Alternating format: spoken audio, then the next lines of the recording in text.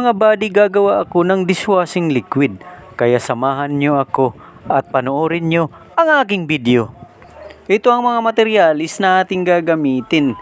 Ang number 1 ay surfactant, thickener, bubble enhancer, degreaser, neutralizer, antibac, foam booster, IDTA with preservative colorant and scent. Kaya yan, nabili ko lang yan sa online. Ito naman yung libreng babasahin para malaman natin kung ano ang unang ilalagay. Bago pala tayo magsisimula, kailangan nating ihanda ang 2 balde. At yung isang balde ay paghahaluan natin. At yung isang balde, lagyan na ng 15 liters ng tap water. Ibig sabihin, yung tubig na galing sa gripo, malinis. Ayan, handa na ba kayo? Ilagay na natin sa balde ang surfactant. Ayan, at ubusin ang lahat ng laman nito sa plastic. Sisimutin mo lahat yan. Kaya ang isusunod naman natin ay ang thickener. Kalahati lang ang ilalagay niyan sa timba para yung kalahati naman ay ilalagay natin sa bandang hulihan na. At haluin natin ng mabuti.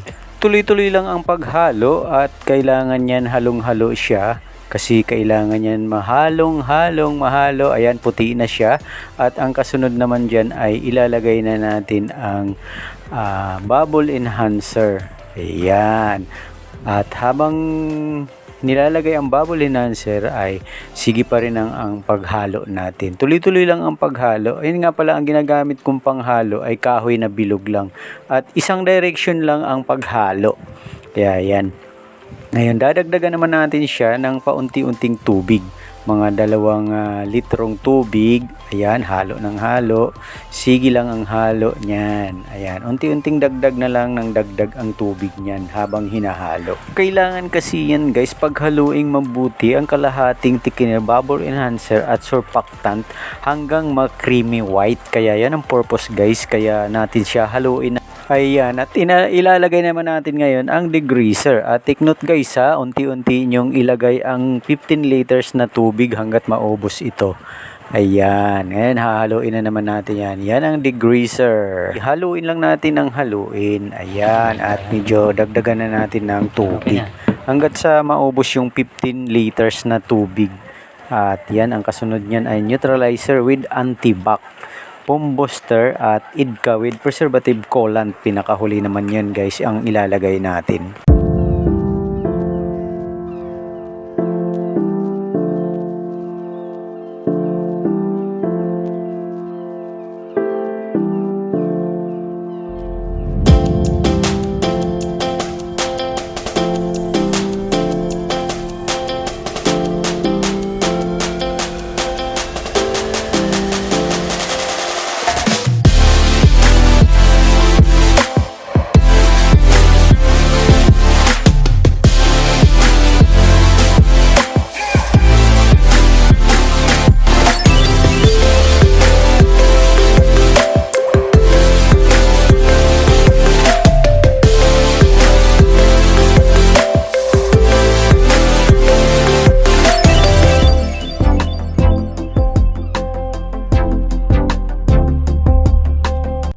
Ayan guys, kung naalala nyo kanina, surfactant at thickener ay pinaghalo natin at ang thickener ay kalahati lang.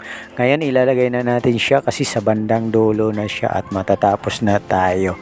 Ayan, halong-halo lang, puting-puti na siya at maya-mayang konti ay lalagyan na natin siya ng colorant. Ayan, kulay green naman siya ngayon.